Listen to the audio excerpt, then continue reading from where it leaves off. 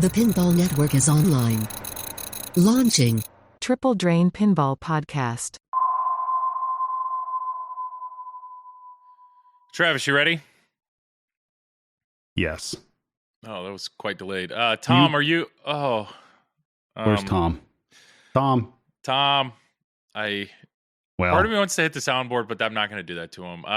So, hello, listeners. I'm sorry to say that tonight's going to be different. Tonight's going to be it's going to be different. Unfortunately, the core, the key, the cornerstone of this podcast, the biggest leg of the three-legged stool, Tom Graff, is not here. He's not here tonight.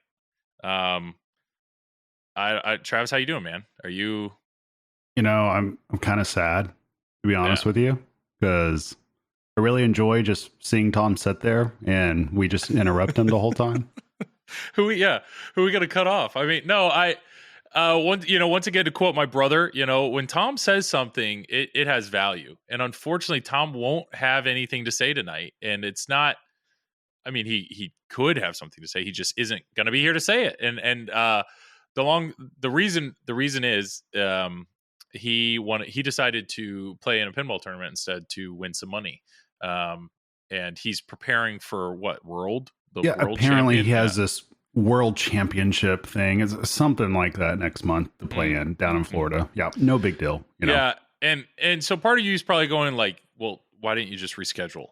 And believe it or not, there's three of us. There's three of us that do this, and we all have families and schedules. Both Travis and Tom, they play tournaments every Tuesday night. I stream every Wednesday night. Tom's modeling gigs, I mean, geez, constant. And what we had realized was we did a pre-TPF show, and we are right on the cusp, probably, to be honest, outside of the comfortable zone of still talking about TPF. But we felt the need to still have a follow-up podcast on TPF. So we're trying to squeeze it in. And yeah, just busy. But another huge reason we haven't recorded yet is entirely Travis's fault. And well, maybe not entirely. So first off, Travis, I feel like I need to apologize. I feel like I need to apologize because I think that I made fun of your state of Oklahoma so much that you felt the need to move out of it. And I'm sorry if I did that out. to you. That's what it was. Yeah, you got kicked out of the state of Oklahoma. So, Travis, you are no longer an Oklahoma resident. Is that correct? That is correct. As of 2 weeks ago, I believe. 2 weeks ago. So yes, all these potential opportunities that we had to record a podcast after TPF. No, Travis decided to throw his entire family into a moving truck and drive them pretty far. Yeah. Where? Yeah, it's like 7-8 hours away. So yeah, I'm up in the St. Louis area now, in Missouri. So the whole family, you're now in Missouri. Why? Why are you just looking for a better life? Out of Oklahoma? Working your way up north. Maybe you'll end up in Indiana one day, or up near Tom, or what's your somewhere up. So it's funny because people started realizing what was happening, and word started getting out that I had taken a job in the pinball industry. And I swear I've gotten at least a dozen messages asking me if I'm designing or coding games now. And I'm like, no, that's nowhere near. It would require skill. Yep. Yeah, that's above my pay grade. But no, what I'm doing is I got a job with the pinball company as basically their marketing officer. So I'll be doing content and all kinds of other stuff, basically, that I can't really reveal yet. But there'll be a lot more stuff coming along. So basically stuff that's within my expertise, per se. Which is a pretty small list, but... Yes. Yeah.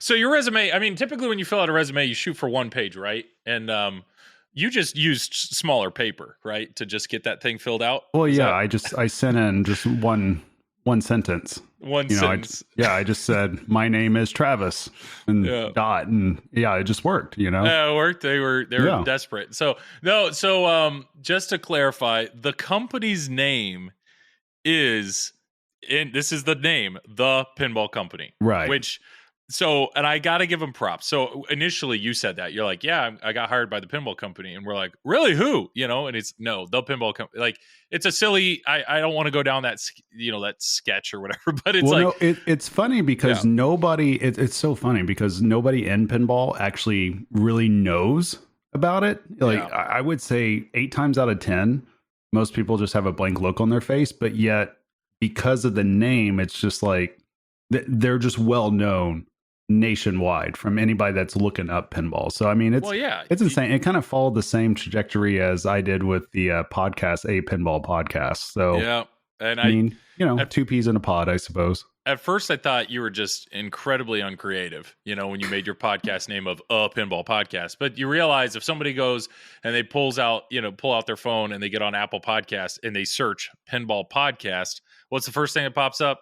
Your stupid face. So yeah, it would shock people the amount of listens that thing gets. I think I've shown it to you before, Joel. It's just it's hilarious. All because of branding, not because of talent. And so that's why if you Google pinball company, bam, pinball company top. I mean, I got to give him props. So yes, Travis has a new job.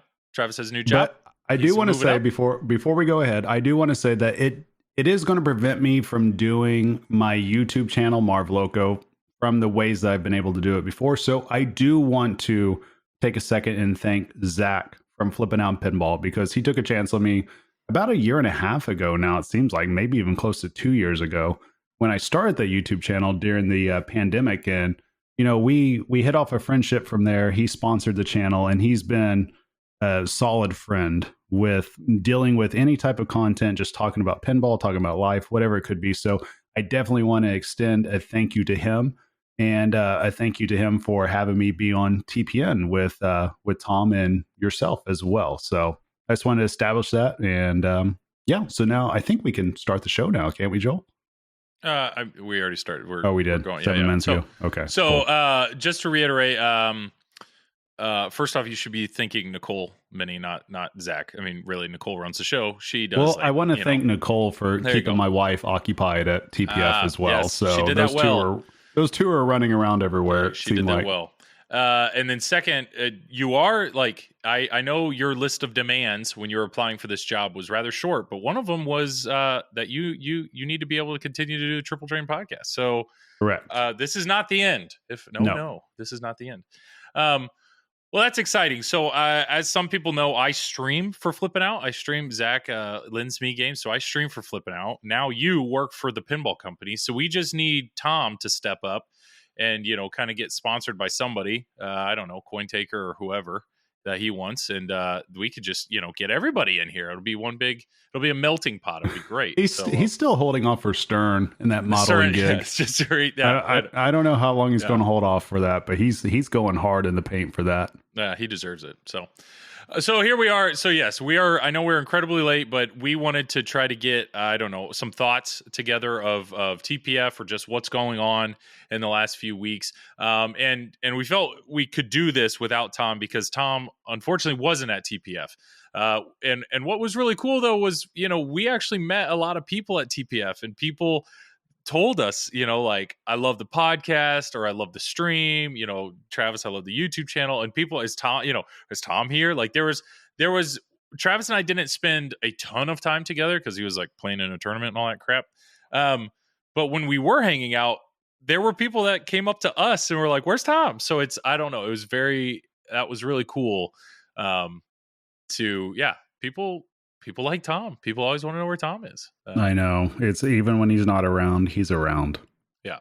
He's got that presence. Yeah. So, but let's go through real quick. So TPF, this has been covered plenty. So really my main takeaways from TPF, if you go to TPF, it's a party. It's a good time. It's really just to surround yourself with people that love pinball. If you love pinball, I would encourage you to go. It was an awesome show. I really, really had a blast being there and meeting people and talking to people. It was awesome. But there were really just a few games that were new to me or games that I hadn't spent time on, and I just kind of wanted to talk about those. First off, Chicago Gaming. Chicago Gaming Zach Many actually approached them, was like, hey, we have a TPN booth and we brought all this streaming gear and we'd like to stream a game all day. Can we like have or borrow one of your games? And Ryan at Chicago Game was like, sure, take a Cactus Canyon. So I don't know, they had like 8 and we literally just dragged one of them over into our booth. And so we had people playing, including myself, playing that all day. And I will tell you, that game was a lot of fun. That game was a lot of fun to play. That game is beautiful. I mean, I don't have a ton of time on the original, but all the bells and whistles, the animations, the light show, the speakers. I mean, if you are into that era of game or you enjoy Cactus Canyon, that is an extremely well made version of that game. So I don't know. Now, was that your first time to ever play it? No, I've played it one other time, but it was like an original. But it's amazing how much more, and maybe I'm just a sucker for light show, but like the light show is fantastic. I mean, it's a brand new game. The printing, the playfield was beautiful, but I really love the LCD, like the animations. Just, I mean, it still feels like a DMD era game with rules and kind of simplicity behind it, but yet just the visual package and audio package was fantastic. And what was interesting about it compared to all the other remakes that they've had, this one actually felt the closest to the original, in my opinion. Okay. And I was fortunate enough to where at Cactus Jacks in Oklahoma City that there used to be all the originals there: Monster Bash, Attack from Mars, Cactus Canyon, Medieval Madness. And so I've had experience on the originals, a lot of experience, and then a lot of experience on different remakes as well. And for whatever reason, just Attack from Mars, it just never felt the same. Medieval Madness never felt the same. Monster Bash was pretty close. But there just always seemed to be this weird flipper hop on some of the games. And on Cactus Canyon, I did not get that feeling at all. It actually felt like it was a souped up version of the original, which is a good thing. Like, to me, the light show was excellent. The shots were where you expected them to be.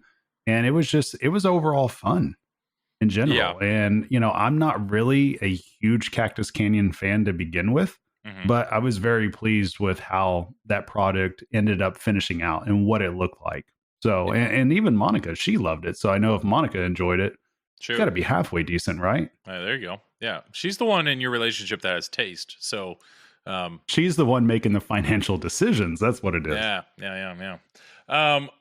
And I know I look at pinball machines a little different than the norm, and that's because the majority of time that I spend playing my games are typically on stream. I mean, I usually will come down here and spend, I don't know, 20, 30 minutes, playing a few games, bouncing around. But when I go to stream a game, like I am 2 hours committed to that game. And so it's harder for me to stream some of the older games just because you can see the end of that game multiple times in 2 hours. And that's why I really like these more complex games that give you all these variety and different things. So I don't know if I had to commit, did I enjoy Cactus Canyon enough that it would end up in my collection? No. And that's just because the code, there's not enough there to keep me interested for like over a month. I would probably see the end of that game and then it would be hard to like keep coming back to it. But I'm very excited for the 2.0 code to see how much more depth they add. So the reason I wanted to bring it up is just if you're a buyer, if you're waiting on that game, I know they're slowly trickling out. I'm just telling you, if you're excited about that game and Cactus Canyon is a game that you enjoy, you will like the game. It is very well done. It is very, very well done. No, it's a beautiful game, and just the large DMD screen too. Yes. It looks incredible on there. And just the light show that they have looks really solid. And I mean, like I said, the shots are where you think they should be. And to me, this pinball machine is a great entry-level pinball machine into the hobby. And what I mean by that is, if you're newer to this hobby, you're not going to be disappointed with where the shots are. It's not going to be overly difficult. So I feel like it's one of those pins that you could get the whole family on. You could easily explain immediately, okay, here's the shots you hit. Here's what you want to look for. It's very, I don't know if simplistic is the word I want to use, but it's basically, it is very simplistic in that it's form very that you could, forgiving or friendly. Right, to a newer exactly. player. I mean, it's very simple. Just say hit an orbit, hit a ramp, hit a lock shot, hit Bart. I mean, it's all right It's there in fun. front of you. So yeah, and I It mean, is, yeah. it has some. You can play it over and over and over again, but yeah, if you've been in the game for a long time and you only have a couple of pins in your collection, yeah, it may not last a long time. But here's the good news as well: if you do happen to get the pin early on, because it's taking so long for all of them to get out, you could probably turn around and sell it and not lose any money at Sure. all. I Yeah. mean, you might even make a little bit of money. So, I mean, but other than that, I think it's a really well done game. For me personally, I think it's the best playing remake that I've played out of any of them so far. That's awesome. And I mean, if you're people like Tom who have huge collections, I mean, you really can't go wrong with the Chicago Gaming remade make games. I mean, all now that they're like 4 for 4 on just great games to have in a large collection. So, I don't know. Props to them, and thank you for letting us stream that in the booth. Second game that I played for the first time was Weird Al. Travis, did you ever have a chance to play one or no? I never even played it one time. I mean, when I did have a few minutes, the lines were just too long because I think they had what, two? Their total? They had two. They had the So, LE yeah, and the standard. I mean, yeah. Yeah, so bringing two games to TPF, that's a recipe for not disaster, just a guarantee of having just super long wait times. So Yeah.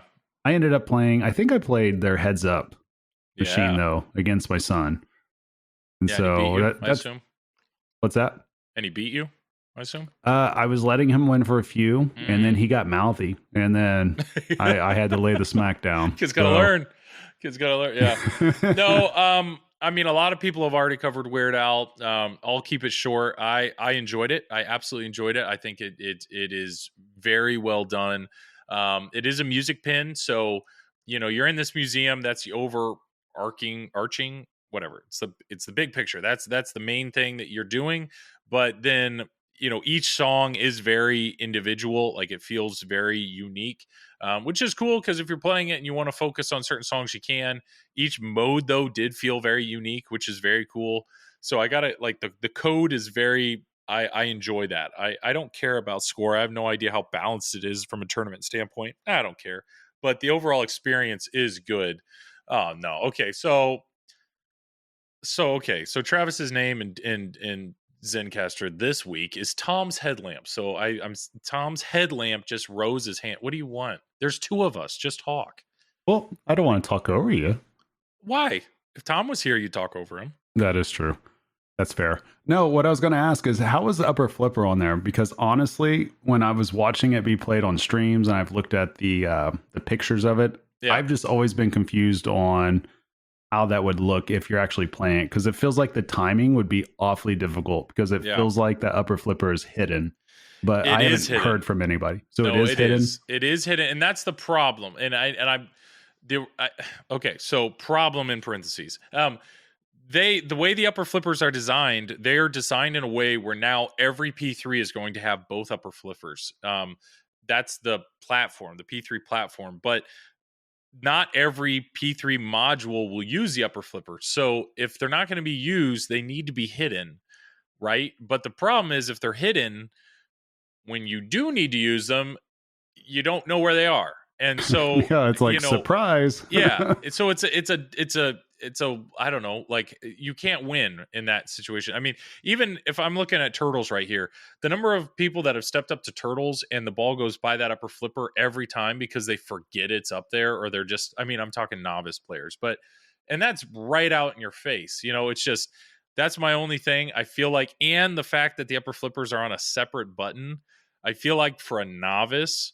Oh, did they not put it on the same button yet? You can. It's in the code now that you can put it all on the same button. But if this was on location and let's say a kid or a novice player stepped up to it, I don't think they will ever know that there's upper flippers up there unless maybe they'll do something with the code to like signal it like, hey, check this out. Hey, check this button. I don't know.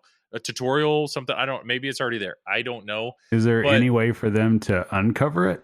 Well, apparently there are plastics that cover the mechs. So maybe if they made a version of the plastics where there was a cutout where the flipper was, or in my opinion, those are plastics that you can swap out per game. So in my mind, it would make sense that if the plastics that are specifically made for Weird Al should have the cutout, while plastics made for, let's say, Heist should not have a cutout on the left side because you don't use the left flipper in Heist. So I do think there's got to be something they can do, or they need to add something visual onto the play field. But that is in the there is a challenge there, and I think there is a solution. I don't necessarily know what that is, but it is real, and it is real to a point where I never hit the upper flipper shot. The lines were very long.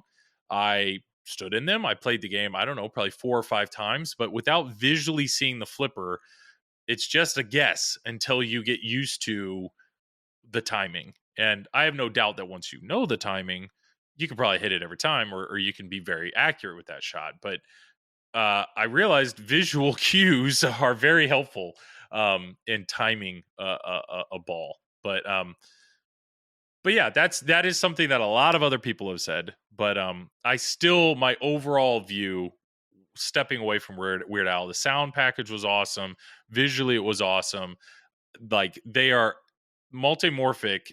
Jerry and his team are absolutely heading in the right direction with this release. Heist, I thoroughly enjoyed Heist. So every P3 game I've played is better than the last. So I absolutely think they are heading, like I said, the company in general, this is a good product and they're heading in the right direction. And I'm very intrigued by it, for sure. Yeah, and I mean, for sure, the way to really look at this too is just to judge it by the lines in general. I mean, P3 or multimorphic, which one is it? Multimorphic? P3 is the platform. Multimorphic is the business, right? Correct. Okay, Yep. so multimorphic has always had a presence there at TPF for the past few years. And each time it never felt like, whenever I went by there, that there was a long wait for anything in general. But this time around, you could just tell there's just something different about it. And it was just easy to tell because there was just bodies everywhere constantly around Weird Al. So that's the great thing, that they were able to get a theme, they were able to get it out, and they were able to get a couple of games there to showcase it. And honestly, after talking to a few people, and it felt like at least 80 to 90% of people I talked to really enjoyed the game. I mean, it's probably like 1 or 2 out of 10 didn't necessarily like it, but to me, that's a great percentage. Yeah. For a company that puts out a game maybe once a year or once every couple of years, however long it is, to me, that's a great percentage. And you're definitely moving the needle in the right direction. So I was happy to see that. And hopefully they can definitely just get as many games out as possible. Because I feel like, just from talking to people, if they would have had 5 Weird Owls there for sale, just like highest bidder, I get the feeling they might have been able to sell them for about 13 to 15,000 each. Oh, I mean, yeah. there was people just clamoring for it. So I mean, that right there, when you get people's attention and they enjoy the theme, they enjoy the way it's shooting, they enjoy the sounds, you're doing something right. So if the worst thing about it is you can't see an upper flipper right now, then that's a good thing. Oh, 100%. Yeah, I mean, now we're in a holding pattern where we have to wait to see how, to my knowledge, the 2 that were on the floor, one of those being the LE, the one that everybody played, went home with Fliptronic. Fliptronic had bought one. They were on the video that was used. Jordan and Becca, they were part of the announcement video or whatever. So they have one and they've been streaming it. It is actually their personal game. And so there is somebody streaming. I mean, check out Fliptronic. And they are streaming the game, and they're doing a great job doing it. So was there any other games that you got to play while you were there? Yeah. So P3 or Multimorphic, they had 8 games there, so it was really cool. There was always a line for Weird Al. There was always a line for Heist. And then they had Sorcerer's Apprentice. They had Cosmic Kart Racing. They had the Cannon Lagoon playfield is the one that the heads up. So they had 2 heads up connected, which were very fun to play, against each other. And they had Lexi Lightspeed. So I mean, they had everything, and that was what was cool. Was some of those games, and to be honest, every single time I walked by the multimorphic area, if any of those games were open, I'd step up and play. And that's just because I don't have one around here. I don't have one easily accessible. So if I have an opportunity to play it, I'm going to play it. And it is cool, even though only the back third of the game is what's physically changing. Every single one of those games that I listed they do feel different. They do feel different. It's a different experience when you're playing them. I enjoyed it. So I'm still like, I'm excited for the P3 platform. I don't have any money in it. I'm not buying one or planning on buying one. The game I continue to play with myself is, if I happen to have $10,000, am I going to buy a P3 or would I buy a Godzilla Premium? And the reality is I'm still leaning towards Godzilla Premium. But yeah, I still absolutely, once again, big old thumbs up for me. And I'm looking forward to seeing what else when people start to get them and more people get to play them, because it was a lot of fun. I had a lot of fun with it. Now, did you get a chance to go over to the American Pinball booth at all? I did. American Pinball, once again, there was another area that had lines. It's surprising. The game that I really actually wanted to play at American Pinball that I didn't have a chance because there was continually a line was Oktoberfest. I've never played an Oktoberfest, but every time I'd like, I should walk over there, and nope, there's a few people like, I'll maybe later kind of thing. And I just unfortunately never got around to playing that. We did. I know you were part of it. What was cool was there was the Twippies, and after the Twippies there was an after party, and at the after party they had brought in, there was a Godzilla, there was a Halloween, there was a Legends of Valhalla, and I don't remember what the other game was. Cactus Canyon. Cactus Canyon. So, yep. And after, like, way after the party, the games were still there. And I remember we happened to walk back into that room, and like, here's nobody was there. Yeah. 4 brand new modern games. Like, so we put a few games on all of them. I don't think we did Cactus Canyon, but we played some Legends of Valhalla, and that game is a unique shooting game. That is, I mean, I want to hear your opinion. You were it was your first impressions of it. Yeah. So when I got a chance to play it, it's actually, I think it was the day before, earlier in that day, I got a chance to talk to Stephen Bowden for a solid 15 minutes just about the rules. And he was explaining the whole game to me. And it was all starting to make a lot more sense as I was playing it. And the thing with Legends of Valhalla, it's kind of odd. It's like the shots on it feel weird, but in a good way. It's not frustrating to shoot, but it's challenging to shoot. And sometimes even the side ramp was pretty challenging at times. But I like the little nuances that they have in the game, such as if you hit the spinner, I think it's something like 50 times that gets the Thor's hammer juiced up to where it'll spot you shots or spot you something. I forget what it is off the top of my head, but I just like that new little nuance in it.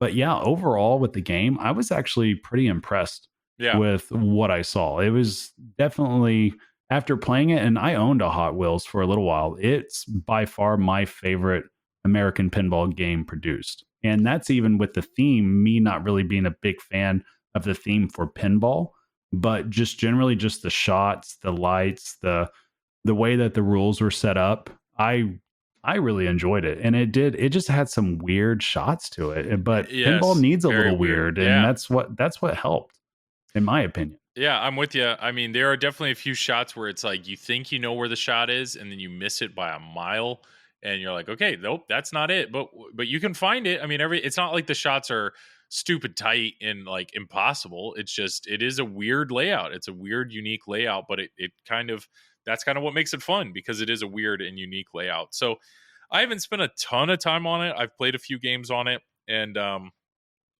that is my takeaway. Like, it doesn't leave a bad taste in my mouth. If anything, it's like, I need to spend more time on this to really find this, so that, once I find the shots, then I can get a little deeper in the code.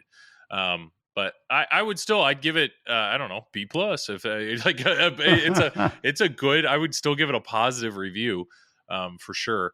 Well, I think that the best review that I can give with it is that I would actually seriously consider having one of these at my house. Wow. I was that impressed by it. And it was just, I don't know what it is. I think it's because the way that the rules were explained to me as well, I know you got to do some work to earn the wizard modes as well.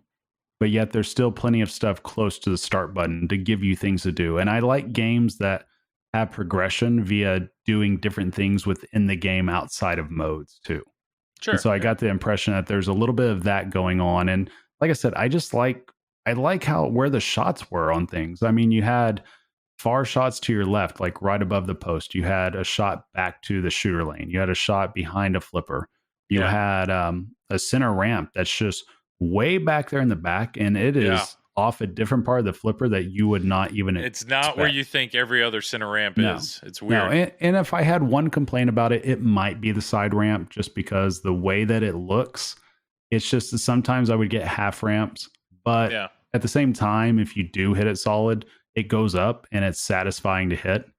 And so, I mean, there's just little quirks in that game that I hope I get a chance to play it a little bit more, just in a setting to where I can get 100 games on it and be able to really figure out what's going on, because I think that there is something there. I mean, even if the theme isn't exactly what I want it to be, the gameplay's still fun in general. Yeah, I'm with you.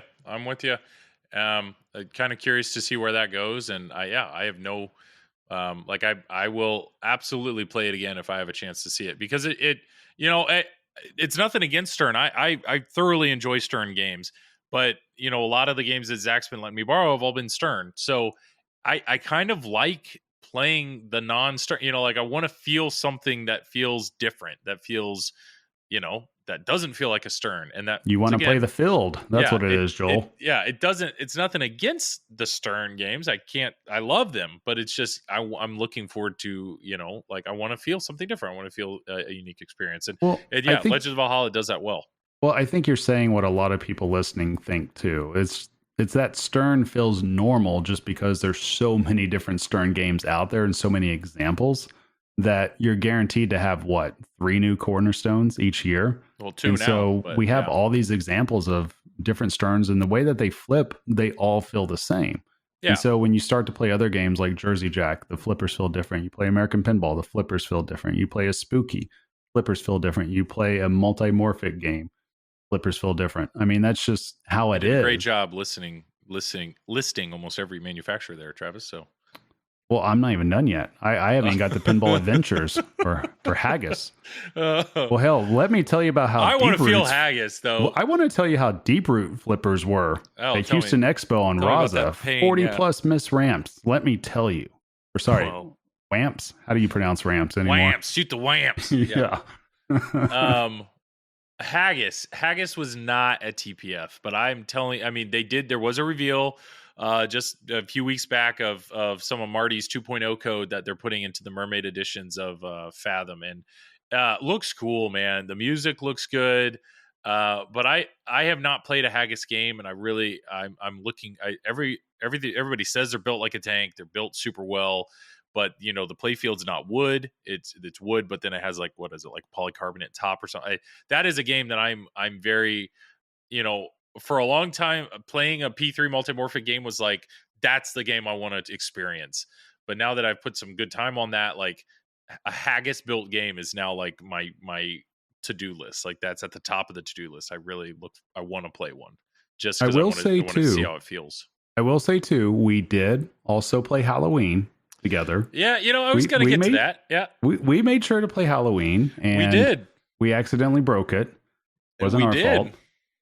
I think we found the multi-ball bug or something. Yeah, I don't know what happened there. I took a quick video of it, and it just kept spitting out balls, and yet it showed that the ball was over, I think, but it kept spitting out ball. It was weird, and you broke it. I don't know. Well done, but yeah, it happens. So, yes, I don't know exactly. I love it when things are so awkward for Joel. This is what I live for. Anybody listening, this is what I live for. Go ahead, Joel. Okay. So awkward. Awkward's a good word. This is weird for me. This is odd. I want to be honest. I want to be, I'm taking the Zach Mini approach, right? I want to be real. That's what he's excited for with this year. And Zach, you do you, man.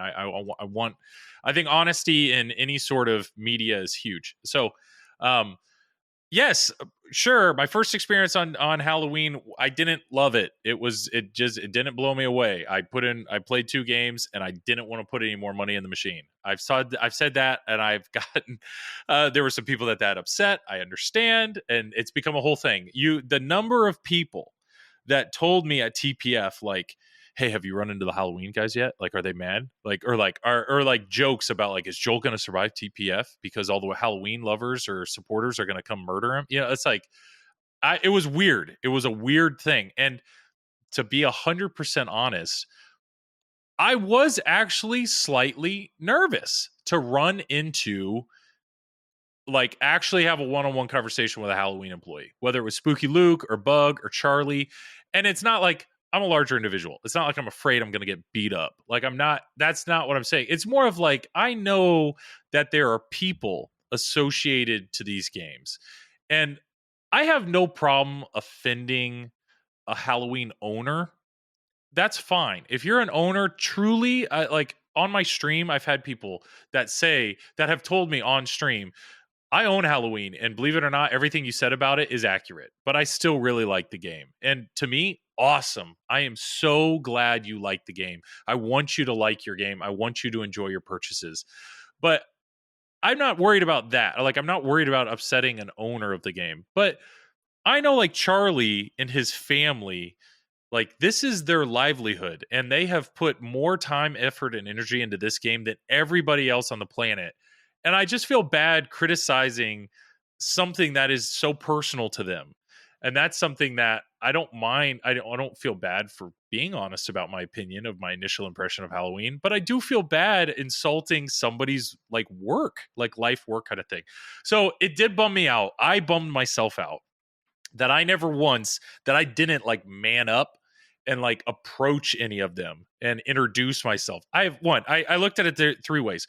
They either, one, they know who I am and they're pissed, or two, they know who I am and are genuinely like appreciative of the feedback, or three, they have no idea who I am. And here I am, like meagerly approaching somebody, which is odd. Like, I'm a larger guy. I shouldn't be meagerly approaching somebody. But it was a weird thing. Like, it was a weird spot to be in.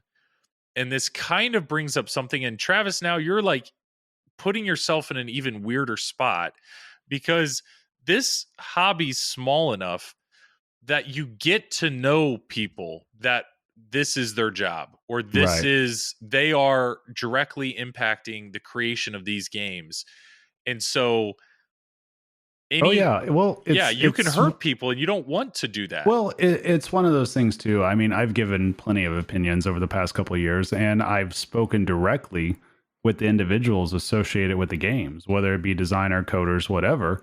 And I mean, it's one of those things where you do realize there is somebody behind something, but at the same time, you still got to be true with what your opinion is. And I think it is still important that people do hear true thoughts. And I think that there's a way to get that across while not just totally trashing a game, unless it's Thunderbirds or something like that, which I think we can all fully agree about that. But not everybody. Somebody's offended. Okay, sorry, except for the three people out there. I apologize. But that being said, it's just one of those things that, I think I respect that the people that make these games, code these games, the teams, the engineers, everybody. I mean, obviously, if that's your job and you're hooked up into that for months at a time, you're going to be attached to it and you want to hear all the great things about it.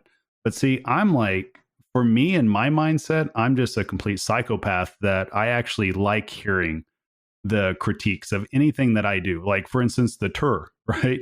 Yeah. All that. Like, none of that phases me at all, because I got 4 kids that make fun of me every single day. So I'm just used to that in general. And I have Joel who makes fun of me every single day. But that being said, I think that that's just a part of life, that when you're working on something and that you're putting your heart and soul into, not everybody is going to enjoy it or see it through the lens that you see it through. But it's important, in order to get better at your craft, you have to hear those things, and you have to really take a step back and think, okay, is what they're saying, does that have some element of truth to it?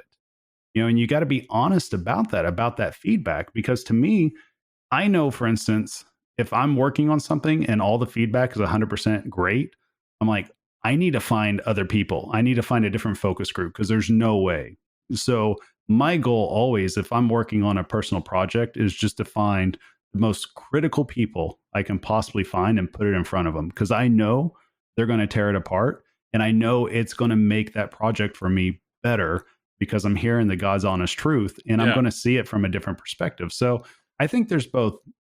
There's positives. There's pros and cons to this, and I think too, people that are in the pinball industry, I would have to think that they all have thick skin in general. Yeah. I would think 99% of them have thick skin because they're putting themselves out there. There's a lot of money on the line too. I mean, Yeah. these games aren't being given away for free. So I think it's important that the manufacturers, the people putting the games together, everybody, I think accountability is very important because you know what else accountability really drives? It drives innovation. It drives the ability to get better at your craft. And to me, that will just produce better and better games in the future. Yeah, 100%. And so what I'm hearing is if anybody has any critical comments about this podcast, feel free to email them to tripledrain@gmail.com because Travis loves it. Travis can't get enough of that. So that just reminded me too, Joel. We still have the roast to get to for you. I have at least 10 of them, but I need more because I'm going to wait till Tom gets in. So guys, if you have your roast to talk about Joel and his picture of being announced as, I guess, an admin for TPN, whatever, it is no big deal. Yeah. But there was a picture of him on there. I swear to God, it looked like a failed science experiment of somebody trying to clone Jack Danger. And then we accidentally got tattoos across the collarbone. And I think it was like Joel was taking one of those pictures where he's acting like he's not taking a picture, but he knows damn well that he's taking a picture. All right. So what were you talking about, Joel? This we were is talking one of about those situations. Halloween, right? Like, do I even is it even worth defending myself? Like, the answer is no. But yeah, I was asked to be. I'm part of TPN. Travis, you're part of TPN, but I was asked to be a part of the admin board, and I thought David Dennis. I thought it was David who put together the announcement, but it turns out no, it was Zach Minnie who put together the announcement. Feel free to check it out. It's at Facebook.com. It's on the Pinball Network, but. They announced that me and Amanda Hamilton, we were asked to be a part of the TPN, and he put a picture of both of us. But he pulled a picture of me from back in grad school in 2012. I had just got a tattoo on the top of my shoulders. I took a picture like of that, trying to show the tattoo. And I made it black and white so the tattoo would stand out. Who are you trying to show the tattoo to? So I have friends, believe it or not. Like it was my first tattoo. It's kind of like what look friend what I is did. one to see you shirtless with your tattoo? It's not a seductive or it was no, I saw the picture. That was a seductive if you were seduced thing. from it, that's on you. That was not my Joel, that beard does the trick for me, brother. So that was the whole point of the tattoo, or the whole point of the picture. And so there was a few takeaways. One, Zach had to scroll back real far to find that. So he just was really diving. I think he was really looking for something good. But two, it's like, it was an announcement video like, oh, I appreciate that I'm being asked to be a part of this. And bam, front page, like, I saw that posted. I was like, you've got to be kidding me. Like, of all the pictures he's picked, that's the picture he did. And I enjoy giving people a hard time. So to me, it took me about 30 seconds to realize, like, all right, just embrace this and have a good time. And then you this dingbat over here is like, send the roast to me. And it's like, you just jumped on, and it was like, okay, to be honest, if it was a picture of Travis, I would have done the same thing. So here we go. So it's just kind of a buckle up. Let's take it. I mean, maybe that fits well into your taking criticism kind of thing. But I showed the announcement picture to Nicole, and she's like, my wife, and she goes, they picked that picture? I was like, yeah, why? I was like, I don't know. She's like, why would they pick that picture? I'm like, I don't know. Awesome. Just make sure if you're sending in your roast, do not send it to the email because I want to read these. Send it to Travis Murie. Yeah, just find me on Facebook. Just send me a message with your roast, and we'll read it live. I look forward to it. That's all I can do, right? Is look forward to it. But dude, I got one that says TPN now featuring full frontal male nudity.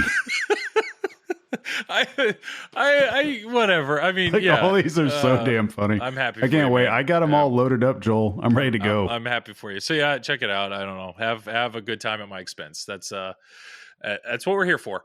So to wrap all that up, Twippies. So yes, Halloween. Halloween. I played it. Put a few more games on it. still haven't got to the upper play field. I counted. I had 8 middle ramp rejects before I gave up. So I showed you how to get up there, though. I don't know. We finally got up there. I got to the point where I was like, cradle, flip, reject, cradle, flip, reject. Yeah. And then I was like, no, I'm going to go the other way, full speed down the left habit trail, thinking like, I need the speed. Bam, center ramp, reject. I was like, I'm done. Happened. So, and then the last comment is like, there was a Godzilla premium in that room. And I know everybody's probably sick of hearing it, but it's when you step up to that game and you spend 10 seconds on that game, you realize so quickly why that game literally won every Twippy except for the topper. I mean, that game is amazing. So it's something special. Yeah, if you're living under a rock and you haven't heard that Godzilla is good, it is. And if you haven't played one yet, go play it.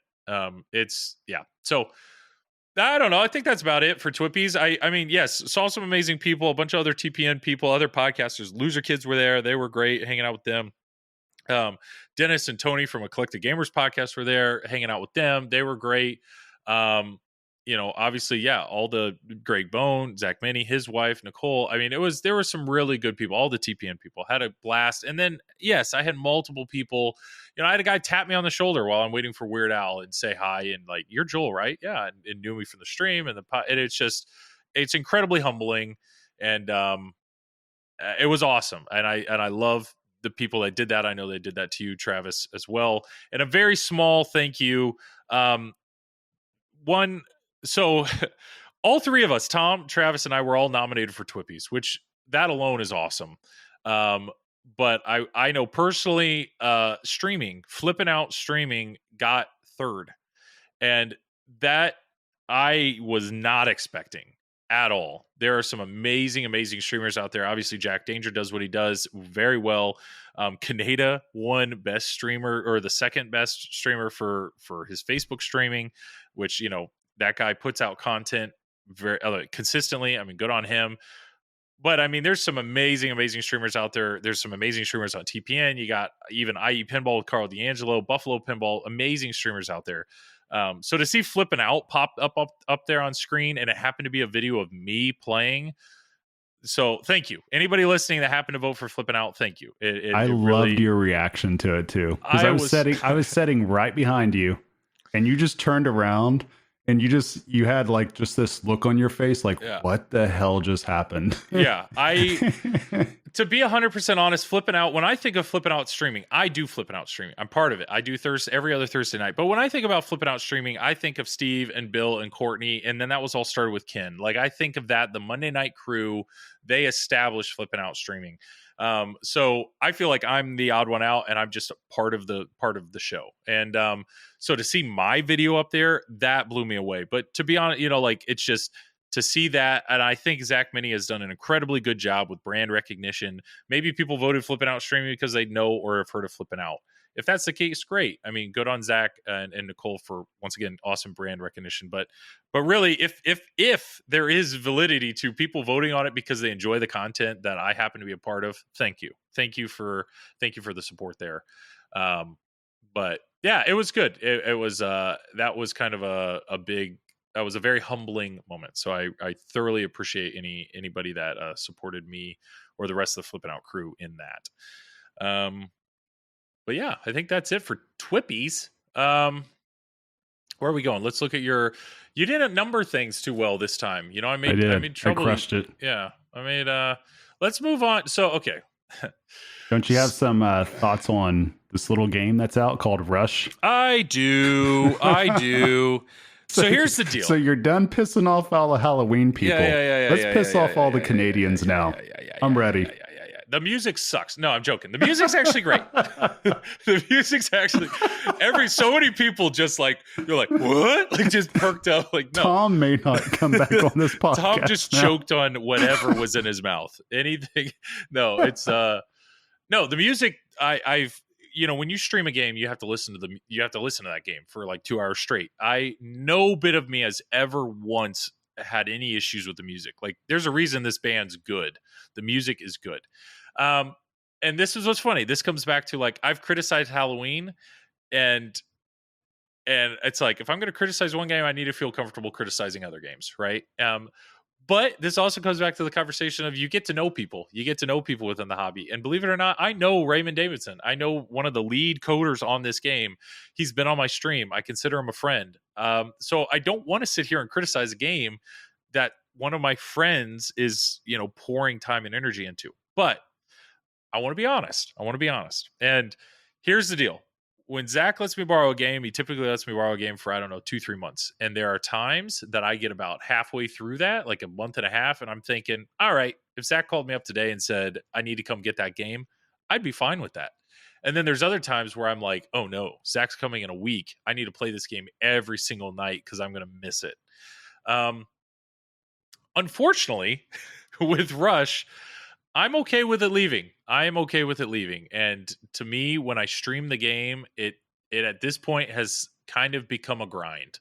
And I was trying to pinpoint what it was. And the eye-opening moment to me was last week I streamed 2 nights in a row. I streamed Turtles one night and I streamed Deadpool the next night. Those are the games I own.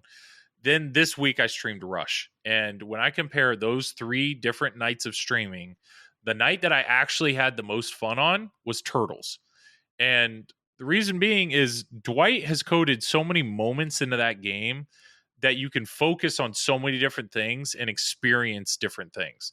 Not to mention, you can do half shell challenge, you can do final battle, you can do co-op modes. Like when I hit the start button, there's 4 different turtles. There's so many different ways for me to play that game. So to play it for 2 hours straight, I played it differently so many different times as I was streaming that game. That's awesome. That makes that game feel unique and fresh, and I really enjoyed that. Then Deadpool, there's only one way to play that game. There's only one. There's no co-op, there's no extra modes, there's no nothing.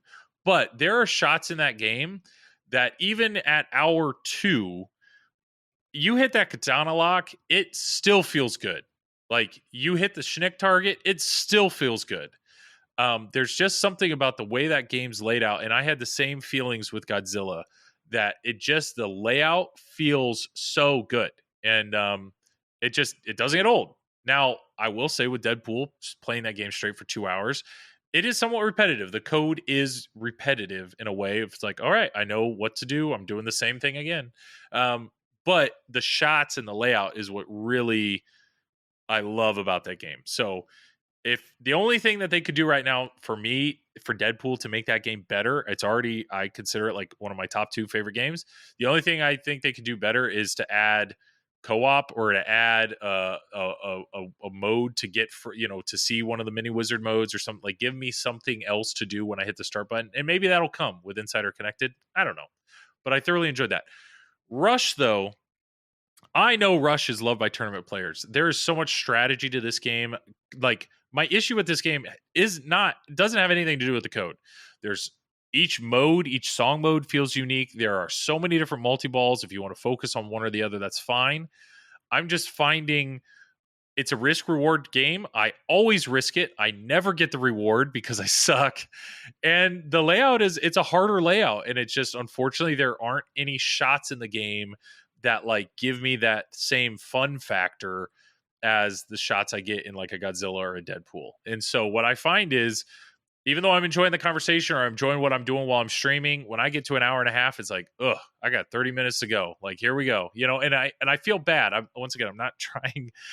It's just, that's me. That's the way that I look at this game. You shouldn't feel bad because your taste in what's fun for you is not gelling. You know what I mean? Like, it just sounds like it's just the playfield design is what's giving you fits mostly, correct? But it's not like like Halloween, that playfield design. It's not fun. Like that game, I'm not enjoying it at all. Like it's very frustrating because it's of the rejects and because of the layout. There's nothing mechanically or physically wrong with the layout on Rush. It's just, there's nothing. It's not providing me joy. Like there isn't a shot, and maybe it's because of the pro. There isn't any particular one shot in that game that like, there's something about like the scoop, it's like when you sink the scoop, it's not like, it just like, I don't know. It doesn't do it for me. And maybe that's why I'm comfortable being honest, because Tom's not here. Because if Tom was here, he'd either be yelling at me or crying. I don't know. Have you? But No, yeah. Have you got a chance to play the premium yet? I have, and the premium and LE, I absolutely think shot better and was more fun. So if anybody has a Rush on order, if you're a Rush fan, ignore me entirely. Like the theme itself, Rush is not. It doesn't do it. Like this was not a band I grew up on. And I absolutely think you get the premium or LE, the shots will flow better. You put the expression lighting kit, that'll add a ton more to it. But it's one of those games that and Zach's let me borrow a few that it just it it this is a game that I'm okay. I'm totally okay with it leaving my collection at this point. And Now, do you think what's the one shot that you don't like that you like the least? Let me put it that way. Here, not counting the scoop. The left orbit, that I struggle with that shot, and here's my problem: is there are 3 very important shots that you have to hit with the upper flipper, but to feed the upper flipper, you only have 3 options. You either hit the left orbit, you hit the right kind of center spinner, or you hit the time machine. And the time machine, depending on what's going on, sometimes feeds that upper flipper. So to me, I can kind of backhand that spinner, but it's not something reliable for me. And from the left side, it's not as satisfying as other spinner shots. But the left orbit shot it's a hard shot for me. It either clips one of the drop targets or it clips one of the pop bumpers. Or it goes so fast around that the timing on that upper flipper, I know I'm typically pretty good with that upper flipper, you know that, but there's 3 individual shots. It's not like it's just one shot you're hitting with the upper flipper that you find the timing for. It's 3 unique shots. So maybe it's just this is a game that is truly loved by people with a higher skill level than my own. But if you're a huge Rush fan, there's so much here in this game for you to just love. And so I don't have that pull from the Rush fan, and maybe I'm not good enough to love this layout or the brutality of this layout. And I feel really bad because I've owned this game like 2 months, and I swear I've seen like 20% of the code because I can't get far enough in the game to really see what all Timmy and Ray have put in this game. Yeah, it's definitely. I remember us sitting there watching the reveal stream with Dead Flip, and we were talking back and forth, like us and Loser Kid and everything. And one of the prevailing things about it or thoughts about it was that the shots actually look tough, Yeah, and that the ball's still staying in play. Like it didn't feel like that the shots were so punishing that you were just an instant drain, but it felt like, or it appeared that the shots would be tough for people that are average players, maybe even slightly below average or whatever it could be. So yeah, I've heard the same feeling from other people that have played it, that they feel like that they have a very hard time finding the shots on Rush compared to other games. Now, me personally, I really do enjoy the game overall. yeah, Just the way that it shoots. I feel like I can find the shots halfway decent on the game. I struggle a little bit with the left orbit myself, just going for that drum bonus, but the whole right side, I feel pretty good about that. Now, when we look at the side ramp, I'm kind of like 50-50 on how I'm going to do on that. I actually have a more difficult time with the side ramp than I do with the side loop. The side loop, I can hit that 6, 7, 8 times in a row once once I get the jamming. And then even the what's surprising about Rush, if you haven't played it yet, is that even the middle ramp shot, it's not a gimme shot. No. I mean, on the Pro, it feels small. So if you're inaccurate, you are going to be punished for that, because then you're basically bricking a shot that's going to be right in the middle of the play field. And that's where chaos can generally happen somewhat. So I can see something like that bothering some people. But yeah, it's understandable that there's a lot of people out there that may not have been able to see a large part of the code. And that's a big thing about it. You know, when you're dealing with certain layouts, of course, code has to really gel in with what that layout is in order to enable a lot of stuff to be available there at the start button. But I feel like, go ahead. Well, what I was going to say is I feel like I'm the odd one out, because the other people that are streaming this game right now, like, you know, Mike and Lisa and Carter with the Pinballers, like they're really good players. Like Carter like blew this game up the first time he played it. I'm talking to even like Jeff Teola's Pinball Profile. He's blown the game up. You have Carlos, it's like with Laserlos blowing the game up. I mean, there are people talking about Nick Pinsomniac talks about this game. Are we seeing a theme here, Joel? Yeah, I suck at pinball. Apparently, but it's funny. It's I say not that Rush, on stream. it's you, Joel. That's what it is. It's not you. It's me. It's me. It's me. I get. But that to me is like, I don't understand that, because I'm thinking one of the first things I did was I moved the outlane post up because I was just getting destroyed.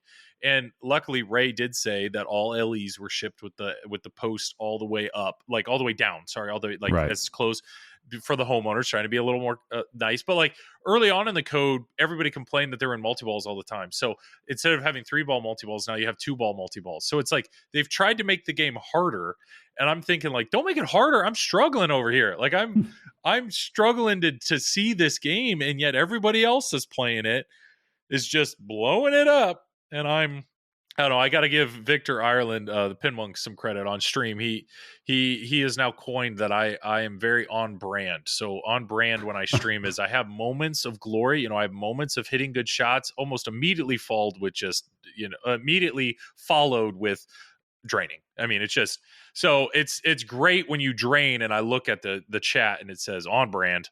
It's like, yep, that's what I do. Right when everything's lined up, ready to go, boom, drain, on brand. So, I don't. Yes, maybe it is me. Maybe it is 100% me. But for people listening to this, and you're looking at my skill level or wherever your skill level is, I think there's tournament players will love this game, do love this game, and should love this game. I'm not a tournament player. I don't have that skill level, and I don't also have an attachment to the theme. And so because of that, I still think this is a good or fun game. It just, this is a game that's not, it just doesn't appeal to me like some other games have or do. Well, I think one of the important things about this too is we're basically talking about accessibility to somebody. So naturally, anybody out there, you're going to prefer games and not prefer certain games based on mainly a few factors and a few variables. And one of the main variables of that is a skill set. Yeah. I mean, it really is. And this is why a lot of these fan layouts are very popular. Why? Because it's a very low barrier of entry to get far in the game for unskillful players. I mean, if you can get a ball in a flipper on a fan layout, you're going to be able to figure it out eventually. But when you're dealing with dynamic layouts, when you're dealing with shots that could be close to the flipper on the left side or right side, you might have targets that go back into a post. You might have something like the drop targets like on Rush in the lower left-hand side. So there's a lot of chaos that these designs cause. And so naturally, if you are the type of player that doesn't react well to something like that, then yeah, it's going to be a little bit frustrating for you. And that's to me, that's just more or less that's just how it is. As long as the shots aren't rejecting for you, that's another thing. Like that's design flaw if the shot's rejecting. So for instance, like one of the gripes I had about Ninja Turtles, and I had an LE for a little while, was just the layer shot going below the left flipper. So just because the way that it was, there was a lot of rejects coming out of there, and that made it really frustrating right there out of an otherwise fun playing game. And so there's certain things on a play field that I think if you're being honest about it, you can find something that might not gel with what your current, I guess, ability to play would be. Because I know that there's plenty of games out there that give me fits whenever I play them, just because it doesn't really suit my skill set. So maybe it's possible that you're running into something similar to that with Rush. Maybe. I don't know. Yeah, maybe. And I just think it really shows, and that's what's cool about this hobby is, different games appeal to different people. And and sure, there may be universally loved games like Godzilla that appeal to all people. But the more I play, the more I learn about myself and what kind of games draw me back. And I think it's great, like Turtles. There's Turtles gets a lot of hate, and it's typically from like the tournament players and whatnot, because they don't like that. Like the code is the thing that they don't like about Turtles. But to be honest, the code is what keeps Turtles in my collection.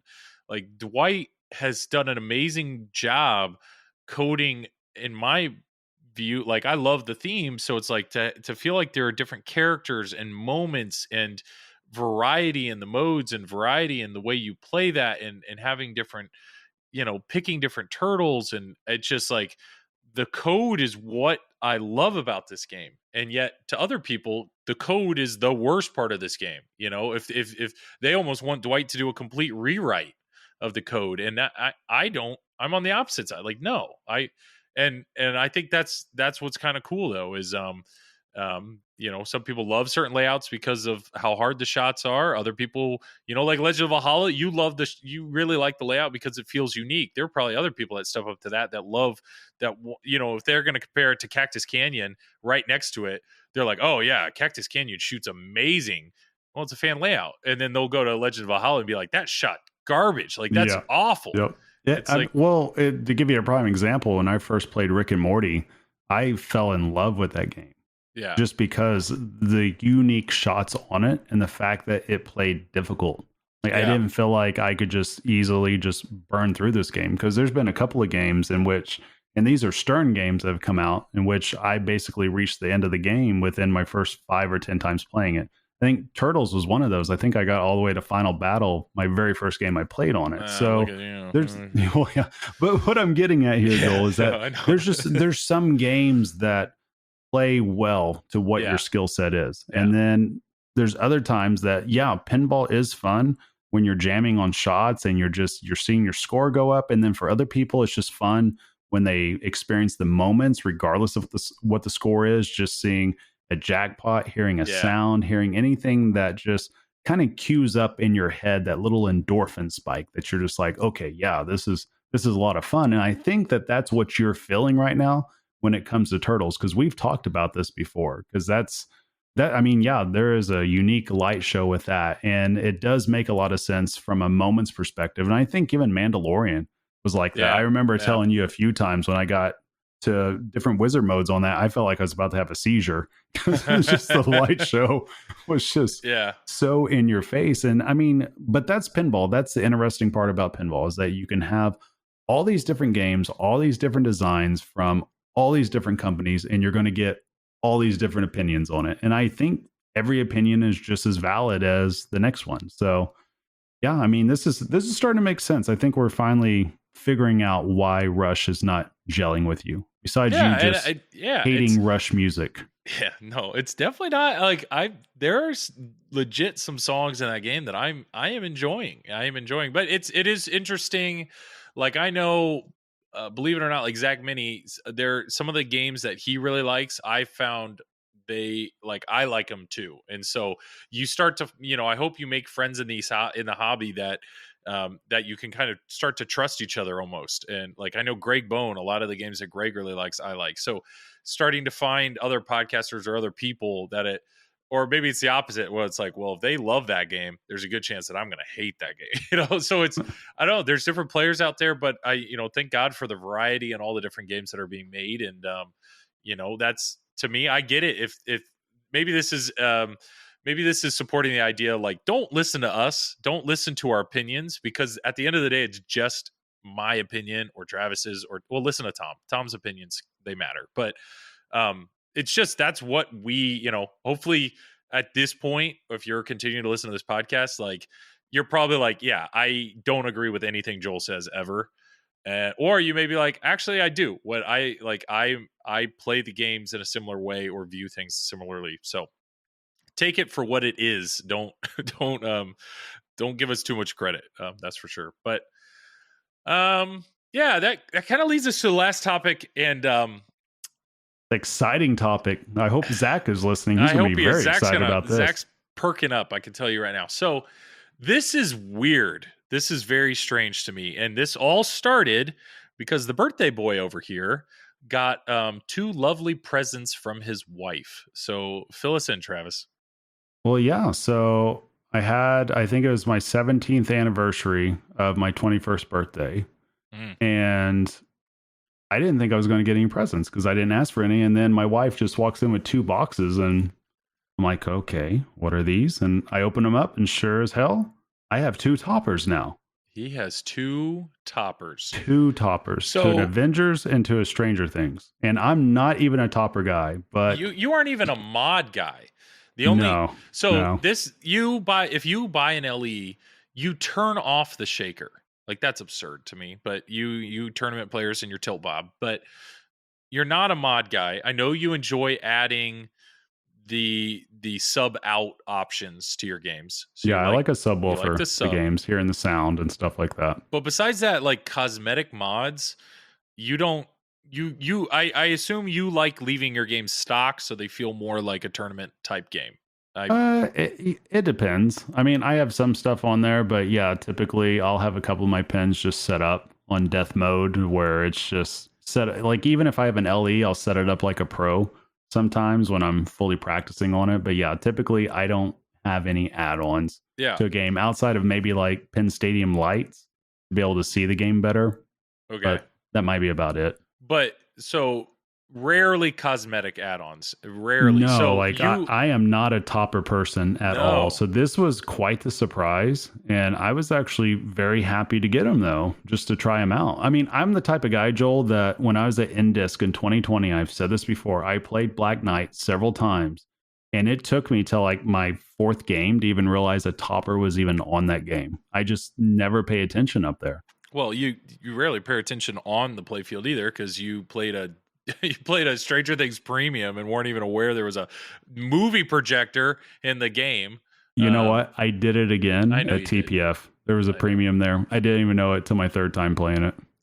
I don't know what to. I don't want to be on. I don't want to be driving on the same road as you if you're that unaware of things. But so so you like them though, right? Like, what are they? I like the look of them. I haven't been able to put them on yet. Oh, but, Lord.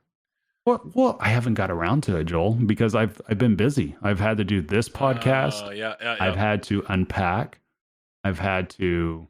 Well, I just haven't got to it. The reason I'll give you a hard time though is because you come into the Triple Drain podcast or into our Triple Drain, like our not Discord, our Facebook group, and you're like, all right, guys, I think I'm a topper guy now. And I was just like, how is Travis a topper guy? You're like, well, I got 2 for my birthday, and I love the way they look. Like, I think these are awesome. And I'm like, they look pretty cool. They do.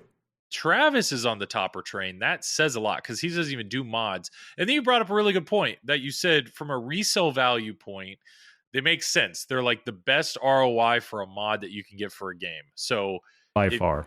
If you throw the topper on top of the game, like, it adds legit value to you reselling that game. Yes, if you get a topper, especially a topper that is very hard to find or is about to go out of stock, you are going to instantly add value to your game. Yes, 100%. So I have been...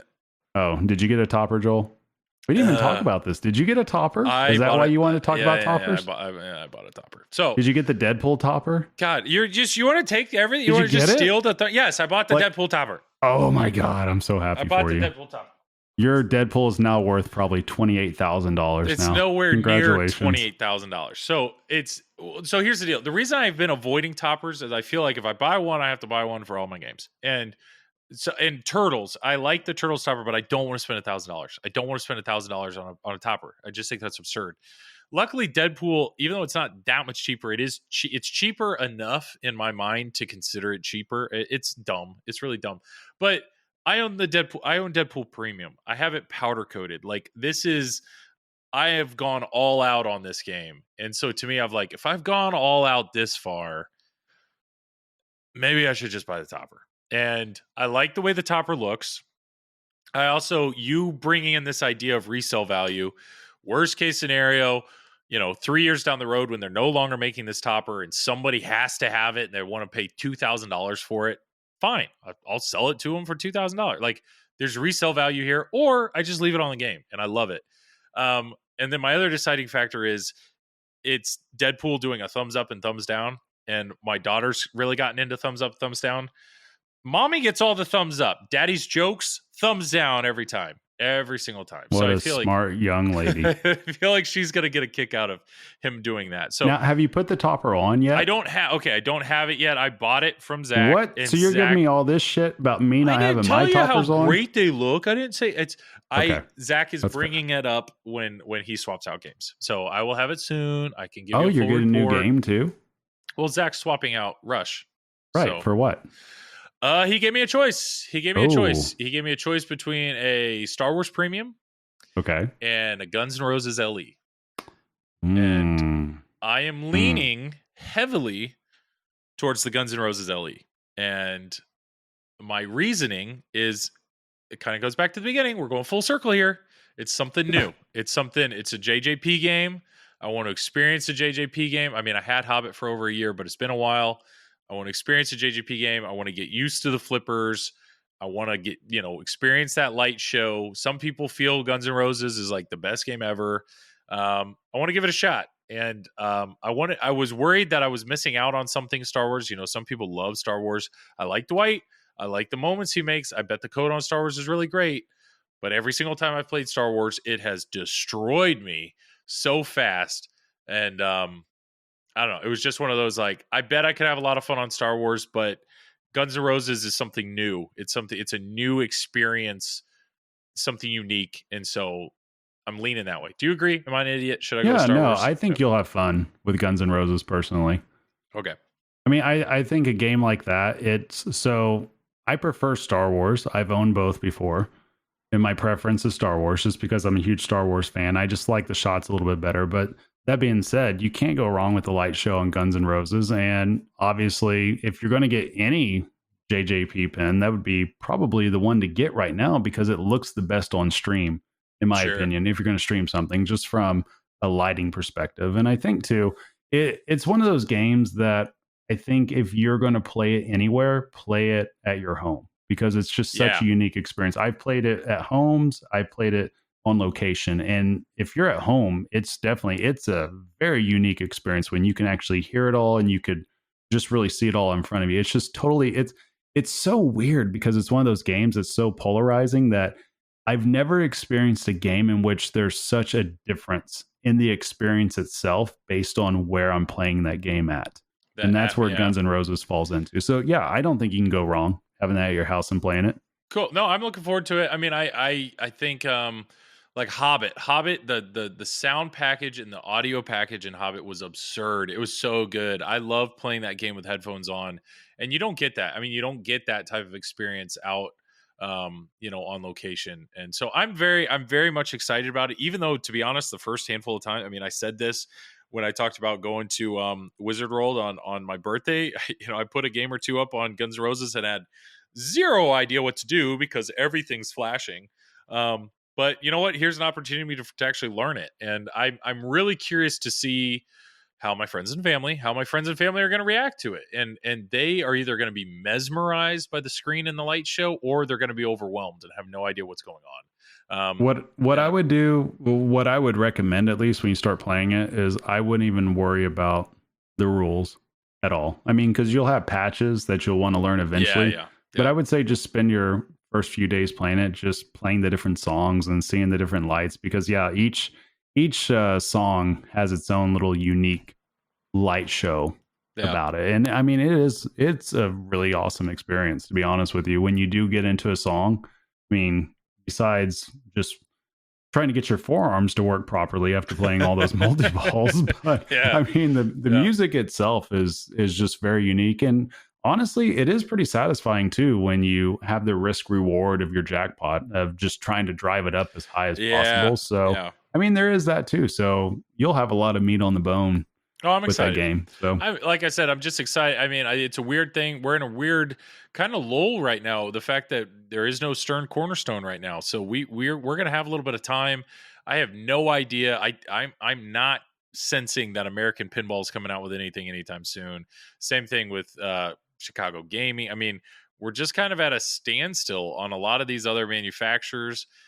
I mean, I feel like probably the next game that's going to be announced will be JJP, but I still think we have a little while on that. So I look at this is a good opportunity for me to, enjoy something new and kind of a new, unique experience. So really looking forward to it. But yeah, we will see, and I will be happy to report back on whether or not the topper was a good purchase or bad. But I'm excited about it. It should be a good time. I think you'll be happy with it. Good. I think that's it. If I can read your list, I mean, it was pretty crappy. No, we crushed it. Well, number 5, we still got to do that. Number 5, what rule the world? Well done. So, yeah, no, this has been weird. We did not play the intro song, out of respect for Tom. This isn't Triple Drain. Maybe it is Triple Drain, but we're on ball 2. It's just the two of us. It felt a little odd, but we wanted to get some content out there. Obviously, no Tom talks. It just doesn't feel right. It just doesn't feel right without Tom here. But we knew we wanted to get the TPF review on there. We wanted to get something out. But I do think we're gonna record again shortly. There's been a lot of tournaments that have been played recently. There's just been a lot going on in the tournament front that I have nothing that I can contribute to. But I know Travis and Tom will want to talk about that, and I think we have a special guest lined up that will also want to talk about that. And maybe there'll be some sort of news in the meantime. But now that you work for a pinball distributor, are you going to be coming at us with juicy nuggets and inside baseball fun facts and whatnot? Oh yeah, of course. I'm going to reveal everything. Yeah, they're not going to tell you anything. They're just going to be like, go clean that, go do that, Travis. Yeah. No, I'm happy for you, man. This is I love pinball. I love this as a hobby, but the fact that you've now stepped into it being a career is pretty awesome. So I'm proud of you, and I'm excited for what you're going to do there for sure. Well, thank you, Joel. Virtual hug. And of course, I'm only like 2 hours away from you now? It's more 3 hours, I think. It's more, well, it depends on how fast you drive, but it's Monica's driving, it's 2 hours. We've talked about this before. No, it's definitely closer. I still think we're like probably 5 hours, but nothing like Oklahoma. So but no, it should be good. I think, believe it or not, Evansville, Indiana is kind of a middle point. So we'll have to meet at Zach's above ground pool sometime and have a good time. But deal. But yeah, I think that's it. I would say anybody, I don't know, we threw out a lot of opinions this episode. So if you agree with us, disagree with us, email us at tripletrain@gmail.com. Tell me I'm right or wrong on Rush. Tell me I'm right or wrong again on Halloween. Whatever. And don't forget your roast of Joel. Do not send that to the email. We don't want him to hear it. Just message me or Tom directly on Facebook, preferably, and then we'll read out the best ones. I can't wait. I'm looking forward to laughing at myself. Can't wait. But yeah, I don't know. Plug away, man. I literally have nothing to plug but this. You don't? Yeah. You can find me on the Triple Drain Pinball Podcast on TPN. So thank you guys so much for listening. Heard good things about that podcast. Yeah, it's okay. And yeah, feel free, from a streaming standpoint, feel free to check me out on the Pinball Network. I stream on the Pinball Network every Wednesday night from 10 to midnight Eastern Standard Time.